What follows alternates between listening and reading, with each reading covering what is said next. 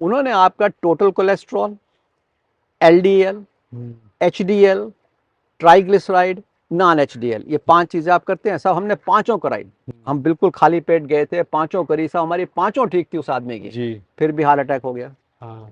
तो देखिए ऐसा है, जो लिपिड पार्टिकल्स होते हैं जो नस के अंदर जाके जुड़ते हैं और ब्लॉकेज करते हैं, वो केवल इन 5 तक ही सीमित नहीं है। दूसरी प्रॉब्लम क्या है कि वो करते हैं आपका ईसीजी करते हैं, इको करते हैं, ट्रेडमिल करते हैं। आपको लगता है साहब सब मशीनें लगा ली, हाँ। सब कुछ कर लिया, पैसे भी ले लिए और बता दिया साहब, इको में हार्ट भी दिखा दिया, ऐसे करके ईसीजी पे ट्रेसिंग दिखा दी, अब हम बिल्कुल ठीक हैं। प्रॉब्लम क्या है कि ये तीनों चीजें आपकी ब्लॉकेज तब पकड़ती हैं जब ब्लॉकेज 70% से ऊपर हो गई है। अच्छा, उससे पहले मतलब पता ही नहीं चलेगा। 40-50% की ब्लॉकेज जो है वो इको पे या ट्रेडमिल पे या स्ट्रेस टेस्ट पे नहीं आती है। तो सर आपके कहने का मतलब है कि 70% से कम अगर हार्ट में ब्लॉकेज हैं तो इको में दिखेगी ही नहीं। ना, तो ये मोस्टली डॉक्टर्स तो बताते ही नहीं है। कॉर्पोरेट पैकेज में अपना टेस्ट कराते हैं तो उसमें 4 बहुत बड़ी परेशानियां हैं जो आपको समझना बहुत जरूरी है। तो उन्होंने ये पाया कि अगर आप 9 चीजें कंट्रोल कर लें तो 90% हार्ट अटैक का रिस्क आप कम कर सकते हैं। तो कौन कौन सी 9 चीजें हैं? नमस्कार दोस्तों, मैं हूं हिमांशु भट्ट। आज के हमारे गेस्ट हैं अमेरिका में 30 साल से ज़्यादा समय तक हार्ट के डॉक्टर रह चुके कार्डियोलॉजिस्ट डॉक्टर सुशील शर्मा जी। उन्होंने हमें बताया कि कैसे आप 90% हार्ट की ब्लॉकेजेस को रिवर्स कर सकते हैं और प्रिवेंट कर सकते हैं, ताकि आपको हार्ट अटैक आने के 90% चांसेस ख़त्म हो जाएं, वो भी बिना किसी दवाई के। ऐसी इंफॉर्मेशन मैंने अभी तक यूट्यूब पर किसी भी पॉडकास्ट में नहीं सुनी है। इसलिए इस वीडियो को ध्यान से पूरा सुनिएगा, क्योंकि आप जानेंगे कि हर इंसान को हार्ट अटैक से बचने के लिए अपनी लाइफ में वो कौन कौन से टेस्ट हैं जो एक बार ज़रूर करवाने चाहिए। क्या वजह है कि कोलेस्ट्रॉल और ट्राइग्लिसराइड्स जैसी ब्लड रिपोर्ट्स नॉर्मल आने के बावजूद भी हार्ट में ब्लॉकेज होती है और हार्ट अटैक आता है। और हम जैसे youngsters fit, fine, slim, trim और हेल्दी होने के बावजूद भी क्यों हार्ट अटैक का शिकार हो रहे हैं और क्यों यंगस्टर्स का हार्ट कमज़ोर हो रहा है। उन्होंने ऐसे 9 फैक्टर्स बताए हैं जिन्हें फॉलो करके आप अपनी हार्ट ब्लॉकेजेस को रिवर्स कर सकते हैं। और आप ये भी जानेंगे कि जो हेल्थ पैकेज आप लेते हैं और उस हेल्थ पैकेज में जो हेल्थ चेकअप आप करा रहे हैं, क्या वजह है कि उस हेल्थ चेकअप को कराने के बावजूद भी आप हेल्दी नहीं रह पाते और आपको हार्ट अटैक आ रहा है, और क्या कमी है आपके उस हेल्थ चेकअप वाले पैकेज में। ऐसी बहुत सी इंफॉर्मेशन हार्ट को हेल्दी रखने के लिए आपको इस वीडियो में मिलेगी, जो इससे पहले आपने किसी और वीडियो में या किसी और डॉक्टर से नहीं सुनी होगी। इसलिए इस वीडियो को ध्यान से सुनिए ताकि आप इलनेस से वेलनेस की तरफ बढ़ सकें। सर आपको मेरा प्रणाम और स्वागत है। नमस्कार। सर आप अपनी हर वीडियो में कहते हैं कि जो 90% हार्ट अटैक्स है वो हम पहले ही डिटेक्ट कर सकते हैं, लेकिन बहुत से लोग कहते हैं कि नहीं, ऐसा नहीं हो सकता। कई बार ऐसा होता है कि एकदम से हार्ट अटैक आता है और पहले कोई सिम्टम ही नहीं देता है। तो ये सारी बातें जानने से पहले आप मेरे को एक समझाइए, यंगस्टर्स में स्पेशली 15-20 साल और 25 साल के नौजवानों में हार्ट अटैक क्यों है इतना कॉमन? ठीक, देखिए ये बहुत अच्छा प्रश्न है। मेरे को ये जी। जान के बहुत दुख होता है कि 20, 25, 30 साल के लोगों में, यंग एडल्ट्स में, युवा में हार्ट अटैक हो रहा है। और मुझे बुरा इसलिए भी लगता है कि ये हार्ट अटैक नहीं होना चाहिए। जितनी भी वैज्ञानिक क्षमता हमें चाहिए वो हमारे पास है। हमारे पास अब टेस्ट हैं जिससे हम 90% लोगों में इनको डिटेक्ट कर सकते हैं। और हमारे पास दवाइयाँ और लाइफस्टाइल के इलाज हैं जिसके द्वारा इन 90% लोगों में इस हार्ट अटैक को प्रिवेंट भी किया जा सकता है। तो इसके लिए 2 चीज़ें जानना बहुत ज़रूरी है, क्योंकि जब भी कोई मेरा वीडियो सुनते हैं या मुझसे बात करते हैं, उनके पास 2 प्रश्न आते हैं। पहला प्रश्न तो ये आता है कि साहब हम तो कोलेस्ट्रॉल में विश्वास नहीं करते, क्योंकि हमारे मित्र थे, जी। कोलेस्ट्रॉल उनका बिल्कुल नॉर्मल था, टेस्ट कराया था, फिर भी उनको हार्ट अटैक हो गया। हाँ। तो ये प्रश्न बार बार आता है। दूसरा प्रश्न ये आता है कि सर देखिए, आप कहते हो टेस्ट करा लो, हम तो गए, हमने पूरा कॉर्पोरेट पैकेज कराया, ब्लड टेस्ट कराया, डॉक्टर को भी दिखाया, ईसीजी कराया, इकोकार्डियोग्राम कराया, ट्रेडमिल स्ट्रेस टेस्ट कराया, जी। लेकिन फिर भी हार्ट अटैक हो गया। हाँ। तो आप क्या इसके बारे में कहना चाहेंगे? तो हम ये कहना चाहेंगे कि जो आप कह रहे हैं वो बिल्कुल सत्य है। पहली चीज़ तो आप ये जानिए कि जब आप जाकर के कॉर्पोरेट पैकेज में अपना टेस्ट कराते हैं तो उसमें 4 बहुत बड़ी परेशानियां हैं जो आपको समझना बहुत ज़रूरी है। अच्छा, मतलब ये जो कॉर्पोरेट टेस्ट हो रहे हैं इसमें भी प्रॉब्लम्स है, जबकि लोगों को तो लगता है कि हमने टेस्ट करा लिया, सब कुछ ठीक है। हाँ, इसमें भी प्रॉब्लम है। पहली बात तो देखिए, आपने ये सुना होगा कि सारी चीज़ जो वो कहते हैं और उनको आप सारा कर लें, सब बातें उनकी मान लें, तो 50% रिस्क आपका कम हो जाता है। तो 50% रिस्क जो कम हुआ तो मतलब 50% तो और रह गया ना। हाँ जी। अच्छा, तो देखिए 4 प्रॉब्लम जो स्टैंडर्ड पैकेज है उसमें क्या है, मैं आपको समझाता हूँ। जी। पहली चीज़ तो वो आपका रिस्क कैलकुलेट करते हैं। तो रिस्क कैलकुलेट करने के लिए वो एक स्टैंडर्ड उनके पास एक पैरामीटर है जिसको कहते हैं पूल्ड कोहॉर्ट इक्वेशन। अच्छा। तो वो आपसे पूछेंगे 6-7 सवाल, आपको शुगर है नहीं है, स्मोक करते हो नहीं करते हो, ओवरवेट हो नहीं हो, डायबिटीज़ है नहीं है, कोलेस्ट्रॉल कितना है, एलडीएल कितना है, एचडीएल कितना है। वो सारा डाल करके वो आपको बताते हैं कि आपका 10 साल का रिस्क 5% है तो लो है, 7.5 से 20% है तो इंटरमीडिएट है, हाँ। 20 से ऊपर है तो हाई है। तो आपका रिस्क उन्होंने बताया 4%, तो लो है भाई। लो है। तो आपको उन्होंने एक फॉल्स सेंस ऑफ सिक्योरिटी दे दी। तो पहली प्रॉब्लम इससे क्या है, देखिए जानिएगा। ये जो टेस्टिंग करते हैं पैरामीटर डाल के, जो रिस्क कैलकुलेट करते हैं, जिसे रिस्क कैलकुलेटर कहते हैं, ये बनाया गया था 1960, 70 और 80 में अमेरिका के एक शहर फ्रेमिंगम में, वाइट अमेरिकन में, जिनकी उम्र 50 से 70 साल थी। जी। तो देखिए उसमें तो 40 साल के लोग, 20 साल के, 30 साल के तो थे ही नहीं, 40 साल के भी बहुत कम थे। उनमें इंडियन कोई भी नहीं था, उनमें ब्लैक कोई भी बहुत कम थे, उनमें हिस्पैनिक कोई नहीं था, उनमें फीमेल नहीं थी। तो वो रिप्रेजेंट करता है वाइट कॉकेशियन मेल 60 ईयर्स और 50 ईयर्स का रिस्क जो अमेरिका में है। अब उसका 30 साल 20 साल वाले भारतीय से जो दिल्ली या बैंगलोर या बॉम्बे हरिद्वार में रहता है, उससे क्या संबंध है? वो उसको रिप्रेजेंट ही नहीं करता। तो उससे अगर आप बेस करके रिस्क निकालेंगे तो वो रिस्क यहाँ एप्लीकेबल नहीं है, ये गलत साइंस है। अच्छा, मतलब जो रिसर्च हो, ये हम टेस्ट करा रहे हैं, ये उस टाइम के अमेरिकन के हिसाब से है। उसका पहला भाग जो मैंने कहा, जो रिस्क पहला पार्ट कैलकुलेट है। करते हैं, पहला भाग। तो सर वो हम लोगों पे क्यों एप्लीकेबल नहीं होता है? हाँ, तो हमारे पास वैसा शोध नहीं है। देखिए जी। उन्होंने हजारों लोगों पे 20-30 साल तक रिसर्च करके ये निकाला था अपने लिए। तो अगर हमको भी अपनी पूल्ड कोहॉर्ट इक्वेशन भारतवर्ष में बनानी है तो हमको 70-80 हज़ार 1.5 लाख लोगों को लेकर के 10-20 साल तक करेंगे, तब ऐसा रिजल्ट मिलेगा। अच्छा। तो वो बड़े टाइम वाली बात है। तो आपका डॉक्टर कहेगा भाई देखो वो तो संभव नहीं है, जो संभव था हमने कर दिया। लेकिन जो संभव से आपको जो एश्योरेंस दी वो फॉल्स एश्योरेंस थी, आपको गलत सांत्वना दे दी और आपने कहा भाई अब तो सब ठीक है, हम जो मर्जी कर लें। तो पहली प्रॉब्लम तो ये। हाँ जी। दूसरी प्रॉब्लम क्या है कि वो करते हैं आपका ईसीजी करते हैं, इको करते हैं, ट्रेडमिल करते हैं। आपको लगता है साहब सब मशीनें लगा ली, हाँ। सब कुछ कर लिया, पैसे भी ले लिए और बता दिया साहब इको में हार्ट भी दिखा दिया, ऐसे करके ईसीजी पे ट्रेसिंग दिखा दी, अब हम बिल्कुल ठीक हैं। प्रॉब्लम क्या है कि ये तीनों चीज़ें आपकी ब्लॉकेज तब पकड़ती हैं जब ब्लॉकेज 70% से ऊपर हो गई है। अच्छा, उससे पहले मतलब पता ही नहीं चलेगा। 40-50% की ब्लॉकेज जो है वो इको पे या ट्रेडमिल पे या स्ट्रेस टेस्ट पे नहीं आती है। या तो ब्लॉकेज आपके हार्ट में कोई डैमेज करे या आपके हार्ट की जो स्क्वीजिंग कैपेसिटी है, वॉल मोशन है, उसको इफेक्ट करे, नहीं तो ये टेस्ट नहीं पकड़ते हैं। तो सर आप ही कहने का मतलब है कि 70% से कम अगर हार्ट में ब्लॉकेज हैं तो इको में दिखेगी ही नहीं ना, तो ये मोस्टली डॉक्टर्स तो बताते ही नहीं है। देखिए ऐसा है कि 2 प्रॉब्लम है यहाँ। पहली चीज़ तो ये है कि 70% से ऊपर ब्लॉकेज होगी तभी वो ट्रेडमिल में भी आएगी, और 80-90% ब्लॉकेज आएगी तो वो इको में और ईसीजी में आएगी, कोई डैमेज हो चुकी है, कोई प्रॉब्लम हो चुकी है।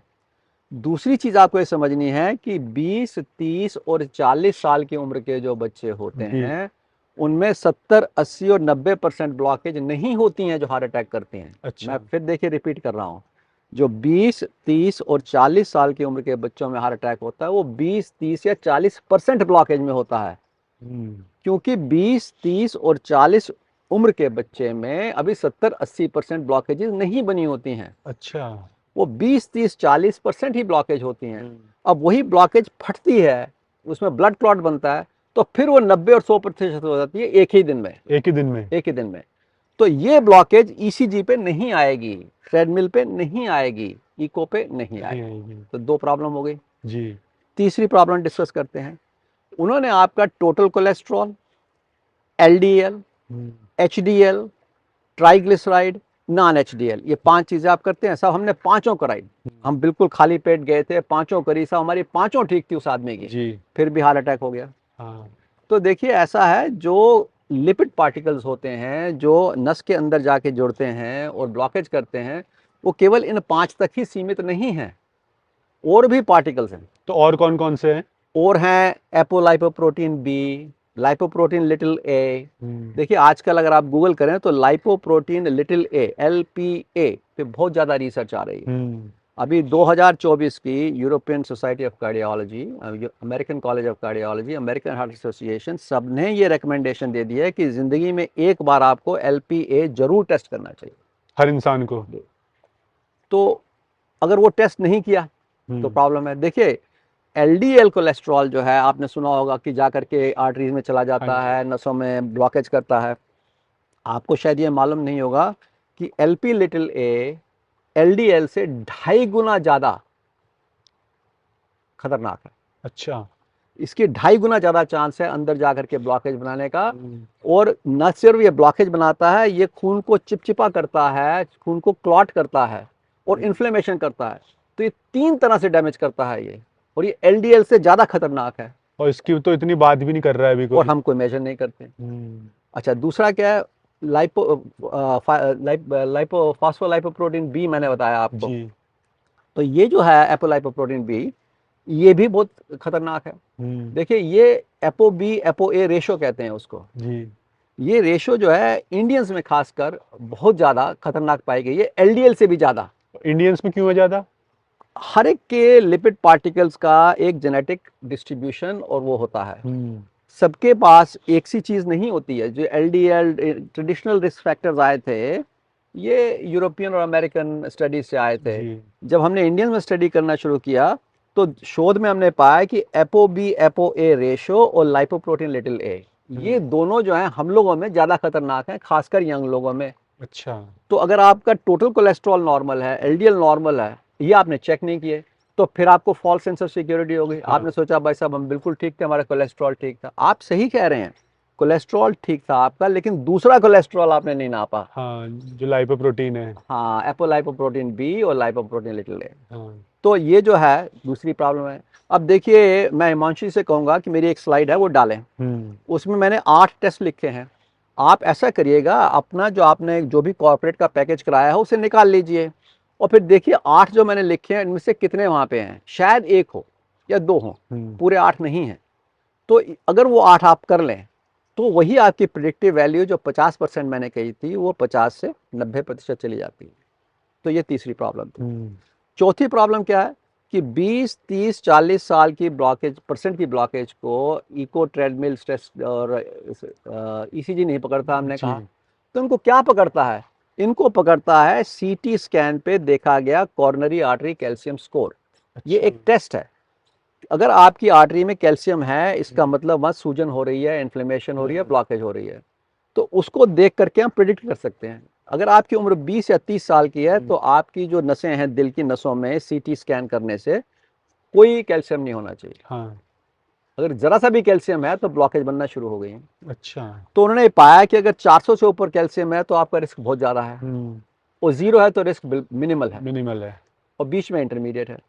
तो ये टेस्ट देखिए बड़ा सिंपल है, सस्ता है, कोई आपको IV इंजेक्शन नहीं लगेगा, कोई दवा नहीं दी जाएगी। एक CT स्कैन होगा जिसमें 3 से 5 मिनट लगते हैं। हाँ जी। और आपको कैल्शियम स्कैन की रिपोर्ट मिल जाएगी।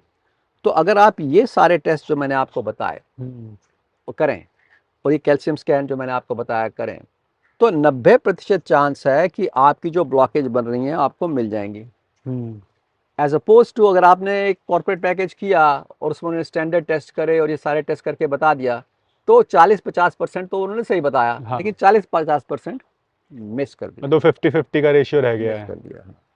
अब देखिए ये तो बात रही 50 वर्सेस 90% की मैंने डिटेक्शन में, तो 50% वर्सेस 90% प्रिवेंशन में क्या है।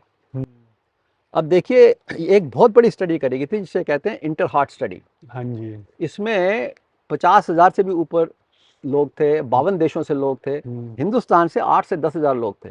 तो ये हमको अच्छा रिप्रेजेंट करती है।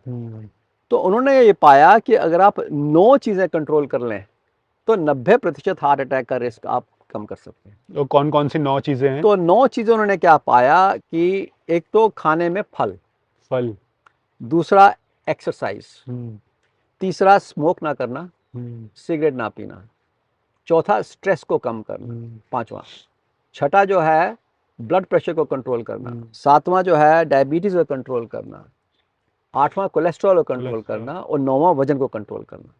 तो ये 9 चीज़ें अगर आप कंट्रोल कर लें तो आप 90% रिस्क कम कर सकते हैं। तो इसमें 4 बहुत ही अहम बातें पाई गई थी जो पहले पता नहीं थी। देखिए उन्होंने ये पाया, इनमें 4 बातें क्या हैं?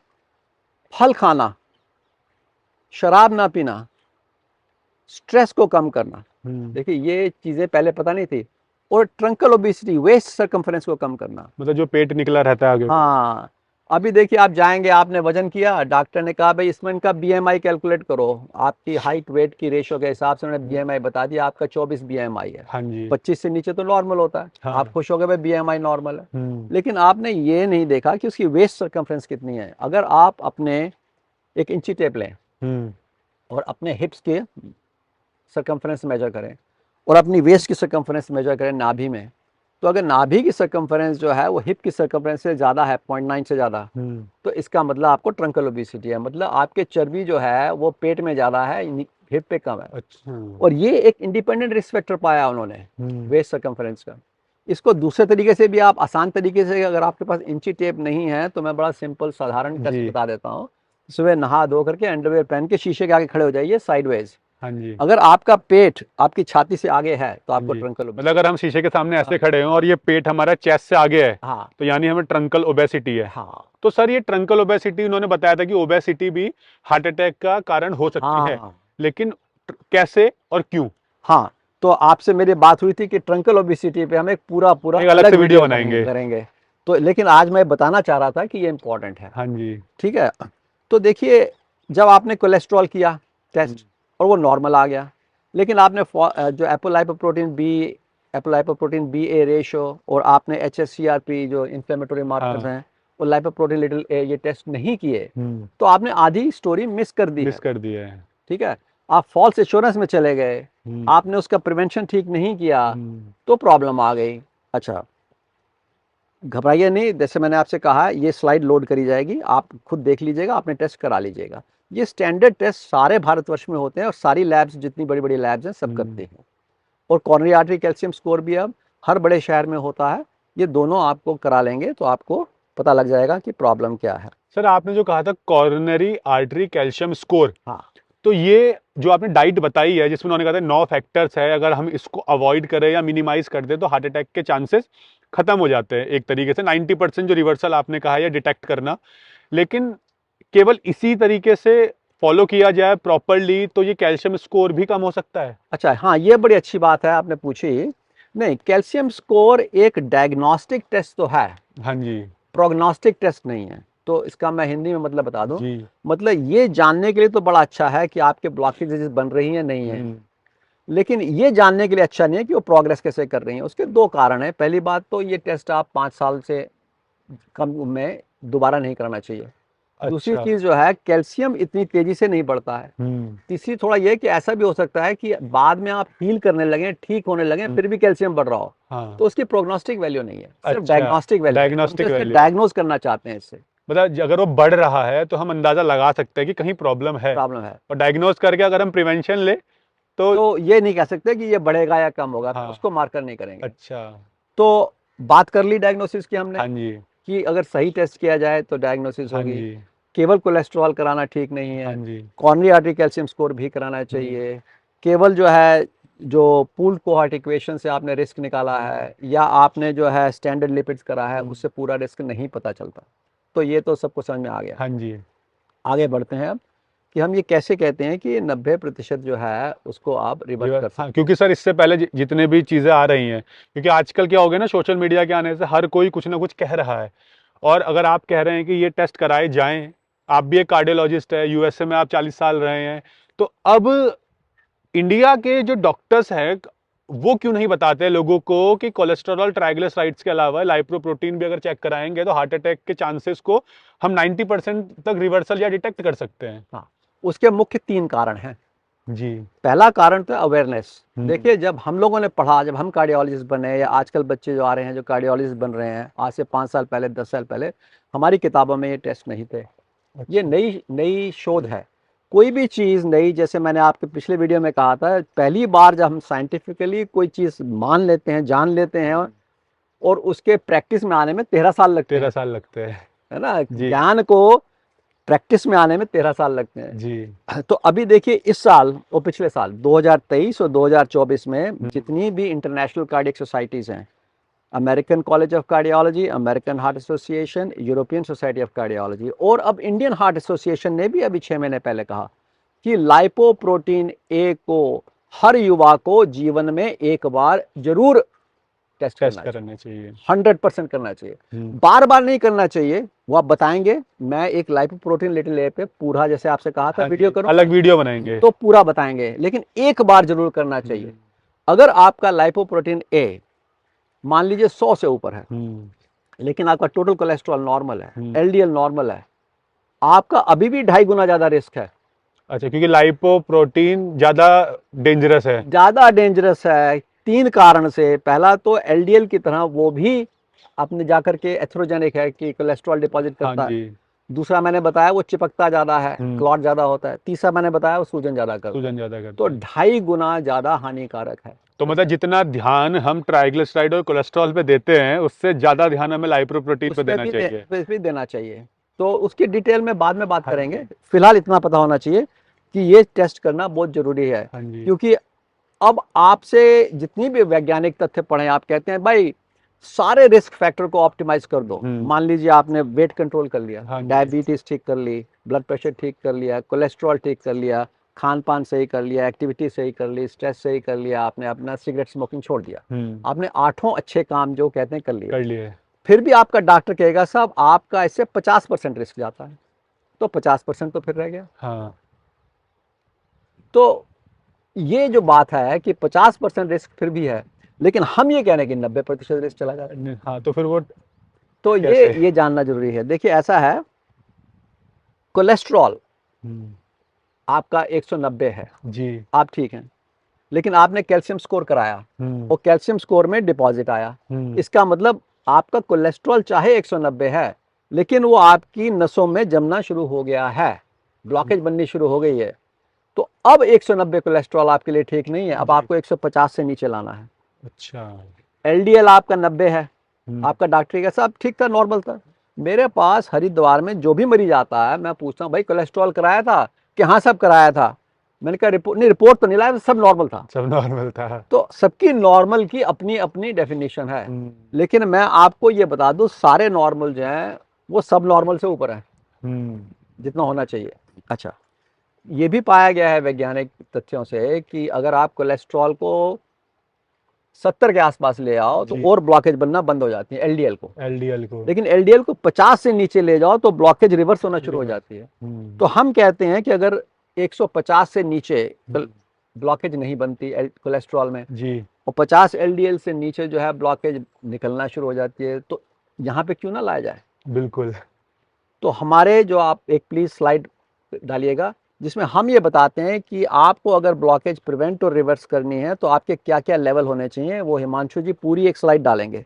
जैसे मैंने कहा टोटल कोलेस्ट्रॉल 150 से नीचे, एलडीएल 50 से नीचे, एचआरसीआरपी 1 से नीचे, ट्राइग्लिसराइड 100 से नीचे, वगैरह वगैरह पूरी लिस्ट आपको, वो 14 जो हम पैरामीटर्स यूज़ करते हैं उसमें, उसकी सारी लिस्ट उसमें आपके लिए होगी। तो कोई चिंता का विषय नहीं है, उसे आप स्क्रीन पे रोक करके स्क्रीनशॉट लेकर के आराम से स्टडी कर सकते हैं। और एक बात ये भी है ना सर कि जितनी भी वीडियोस में हमने डिस्कशन किया है, जैसे बहुत से लोगों को लग रहा होगा कि हार्ट से रिलेटेड तो और भी बहुत से क्वेश्चंस होते हैं, तो हमने सर के साथ एक 1.5 घंटे का ऑलरेडी हार्ट पे वीडियो बनाया है जहां हमने डिटेल में डिस्कस किया है, तो आप वो वीडियो भी देख सकते हैं। और साथ ही ट्राइग्लिसराइड्स, कोलेस्ट्रॉल, लाइपोप्रोटीन और ट्रंकल ओबेसिटी, इस पे हम एक अलग से वीडियो बनाएंगे जिसमें हम डिटेल से डिस्कस कर पाए, ताकि आप लोगों को समझने में भी आसानी हो और हार्ट अटैक को प्रिवेंट और डिटेक्ट भी कर पाए। हाँ, और उसमें जो है जाते जाते मैं आपको 4 बातें और बता दूं। Diet, activity, stress and habits, dash कहता हूँ मैं उसे। तो डाइट में देखिए 4 कंपोनेंट डाइट में बहुत जरूरी हैं आपके। आपका जो अनाज है वो मोटा अनाज होना चाहिए, होल ग्रेन, प्रोसेस ग्रेन नहीं खाने चाहिए, या आप मिलेट्स खाएं, क्योंकि मिलेट्स छोटे होते हैं, वो प्रोसेस नहीं हो सकते, तो वो अच्छे हैं। अब आई बात आपके क्या कहते हैं फलों की, तो जितने ज़्यादा रंगीन फल आप खाएंगे, मैंने कहा इंटर हार्ट स्टडी में भी हाँ जी। फ्रूट से हार्ट अटैक का प्रिवेंशन बताया, जी। फल जरूर खाइए दिन में एक बार। तीसरी चीज़ मैंने आपको बताया खाने में, जो लेग्यूम्स, लेग्यूम मैंने चना, लोबिया, राजमा। क्या आपको मालूम है चना जो है 25 से 50 ग्राम चना रोज खाएंगे तो 5 से 7% कोलेस्ट्रॉल वैसे ही गिर जाता है चने से, केवल चने से? केवल चने से। अगर आप नाश्ते में देखिए, ये करके देखिए, नाश्ते में सिर्फ फल खाइए, 7 से 10 भीगे बादाम लीजिए और 25 से 50 ग्राम चना खाइए, और नाश्ते में कुछ ना लीजिए, उबले हुए चने या अंकुरित चने। आप अपना कोलेस्ट्रॉल चेक करिए और 6 हफ्ते बाद फिर चेक करिए, 20 से 25% आपका कोलेस्ट्रॉल सिर्फ नाश्ते में ये 3 परिवर्तन करने से गिर जाएगा।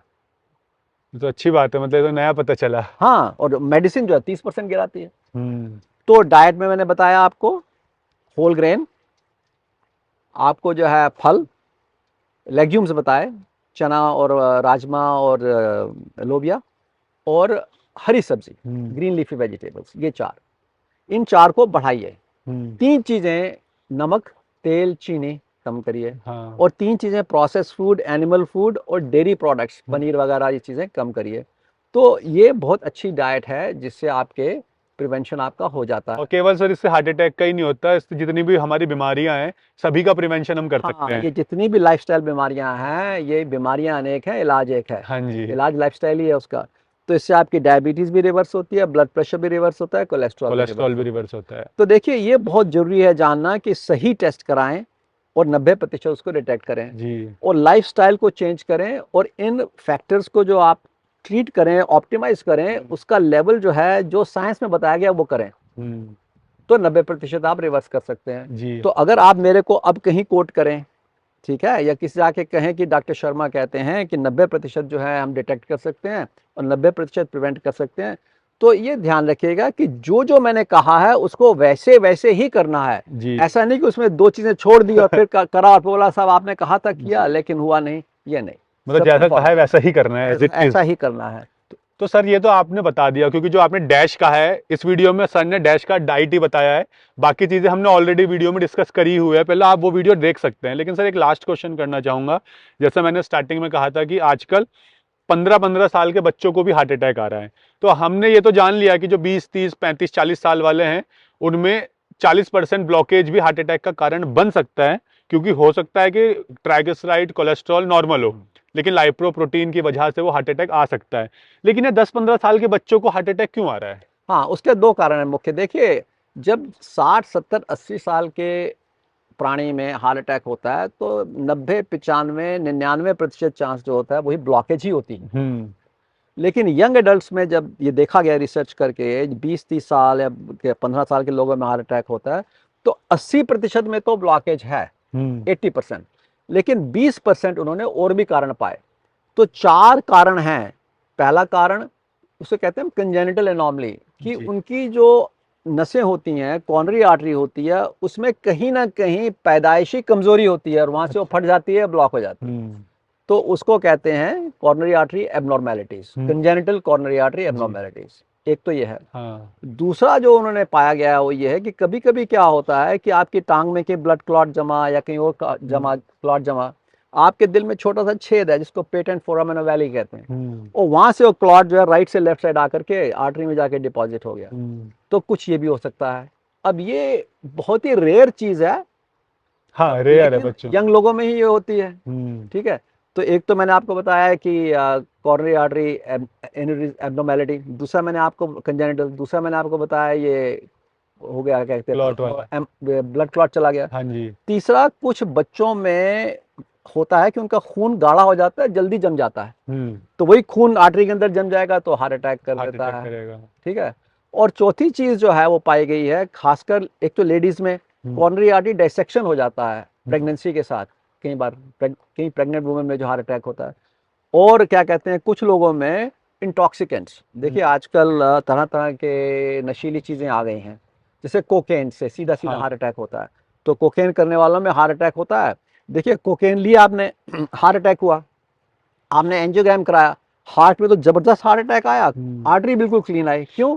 कि कोकेन से आर्टरी स्पैज्म में चली जाती है, वो एक इतनी बड़ी जो नस है, कोकेन ली और वो बंद हो गई, अच्छा, और उसके बाद जो है धीरे धीरे धीरे धीरे उन्होंने हार्ट अटैक कर दिया और वो खुल गई। खुल गई, तो जब तक डॉक्टर ने एंजियोग्राम किया तो आर्टरी खुली हुई थी। खुली हुई थी, तो बोला अब ये कैसे हो गया? इसको कहते हैं स्पैज्म हो गया, उसमें एकदम से सिकुड़ जाती है। और फिर एकदम से हार्ट अटैक करने के बाद वो खुल गई। तो ये 20% जो मैंने आपको बताया, कंजेनिटल एनोमली, एम्बोलाइजेशन, या कि ब्लड में क्लॉटिंग का होना, या अदर रेयर फैक्टर्स जैसे कि कॉर्निया आर्टरी डिसेक्शन और क्या कहते हैं ड्रग्स एंड इंटॉक्सिकेशंस, ये भी कारण है करने के, हार्ट अटैक करने के। तो इसलिए कुछ लोगों में ये होता है जो पता नहीं लग पाता है। तीसरी चीज़, आपने जब 15 साल की बात करी तो आपको ये जान के हैरानी होगी कि जो आपके अंदर जो नसों में कोलेस्ट्रॉल जम रहा है, जो आगे जाके हार्ट अटैक करता है, वो 12 साल की उम्र से ही जमना शुरू हो जाता है। जब 12 साल से ही? जी हाँ, देखिए जब आप 10, 11, 12, 15 साल के होते हैं तो आपकी लाइफस्टाइल वही होती है जो आपके पेरेंट्स की लाइफस्टाइल हाँ है। जी। अगर आपके पेरेंट्स एक्सरसाइज नहीं करते, आप भी एक्सरसाइज नहीं करते। अगर आपके पेरेंट्स लेट उठते हैं, आप भी लेट उठते हैं। अगर आपके पेरेंट्स भी स्ट्रेसफुल लाइफ करते हैं, यहाँ वहाँ गलत काम करते हैं, आप भी वो आदतें पकड़ लेते हैं। क्योंकि हम पेरेंट्स को फॉलो करते हैं। और जो वो खाते हैं वो आप खाते हैं। ये तो आप जब 18, 20, 22 साल के हो जाते हैं, इंडिपेंडेंट होते हैं, तब आप कहते हैं भाई मैं ये नहीं खाऊंगा, ये नहीं खाऊंगा, ये नहीं खाऊंगा, ये नहीं खाऊंगा। तो ये फैक्टर को भी ध्यान रखना बड़ा जरूरी है। तो सर आपका बहुत बहुत धन्यवाद कि आपने पहले की तरह ही इस वीडियो में भी हमें वो सभी बातें बताई जो अमूमन डॉक्टर्स नहीं बताते हैं पेशेंट्स को। और मैंने भी बहुत से लोगों को देखा है तो वो ये कहते हैं कि कोलेस्ट्रॉल और ट्राइग्लिसराइड्स की बात ही करते हैं, लाइपो प्रोटीन की बात करते हैं। मैंने नॉर्मली डॉक्टर्स को भी अभी तक जितना मैंने एक्सपीरियंस किया है मैंने नहीं देखा है। तो उम्मीद करता हूँ आपकी बताई हुई सारी चीज़ें लोग जैसी आपने बताई है वैसे ही फॉलो करेंगे, क्योंकि जैसा आपने कहा है कि जितना मैंने बताया है, जैसा मैंने बताया है उसी तरीके से फॉलो करो तो हम प्रिवेंट भी कर सकते हैं और डिटेक्ट भी कर सकते हैं। तो उम्मीद करता हूं सर ने जो भी बातें बताई हैं उन हर एक बात को आप फॉलो करेंगे, और जो टेस्ट सर ने बताए हैं, स्लाइड भी हमने दिखाई है, हर एक टेस्ट को आप जाकर कराएंगे भी ताकि आप हेल्दी रह सकें और अपने हार्ट को भी हेल्दी रख सकें। और जैसे सर ने कहा था कि हमने इससे पहले और ब्लड प्रेशर का वीडियो भी बनाया है, तो सर के साथ आप वो भी देख सकते हैं। और ऐसे ही जितनी भी डिस्कशन इस वीडियो में या पहले के वीडियोस में किए हैं वो सारी वीडियोस हम सर के साथ धीरे धीरे बनाएंगे ताकि आप ये लाइफस्टाइल डिसऑर्डर्स को रिवर्स भी कर पाएं और अपने हार्ट को भी हेल्दी रख सकें। लेकिन फिर भी अगर आप चाहते हैं अपनी कोई और बीमारी के बारे में जानना तो आप कमेंट सेक्शन में बता सकते हैं कि कौन सी बीमारी है जिसके ट्रीटमेंट के बारे में और जिसके बारे में इंफॉर्मेशन आप चाहते हैं। तो मैं कोशिश करूंगा अलग अलग डॉक्टर्स के माध्यम से, और अगर हार्ट से रिलेटेड या लाइफस्टाइल डिसऑर्डर से रिलेटेड कोई प्रॉब्लम है तो सर के साथ भी कोशिश करूंगा बीमारियां कवर हो, उन पर वीडियो बने ताकि आप इलनेस से वेलनेस की तरफ बढ़ सके। और जो सर की कॉन्टैक्ट डिटेल्स है वो भी मैं आपको नीचे डिस्क्रिप्शन और पिन कमेंट में दे दूंगा, जहां से आप सर से भी कॉन्टैक्ट कर सकते हैं। धन्यवाद, धन्यवाद सर। धन्यवाद।